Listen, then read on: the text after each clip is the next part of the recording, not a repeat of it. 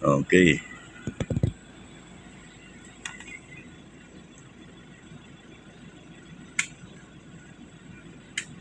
Sana naman hindi masayang ang kanilang kapaguran. Kaya sa ating mga kapwa Nuevo Vizcayano, sa araw ng botohan, piliin po natin yung ating mga political leader na alam natin na makakapagbigay talaga ng magandang serbisyo sa ating kapwa Nuevo Vizcayano.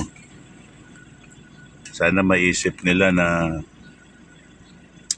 ang kailangan natin hindi ang mga AX na yan at mga tupad, akap. Mahalaga lang po yan pagka may mga kalamidad, ha? Talagang importante po yan. Pero ang kailangan po natin talaga yung pangkabuhayan ng ating kababayan. Dahil yun po panghabang buhay po yun. So yun po mga kaibigan, huwag po makakalimot, vote wisely.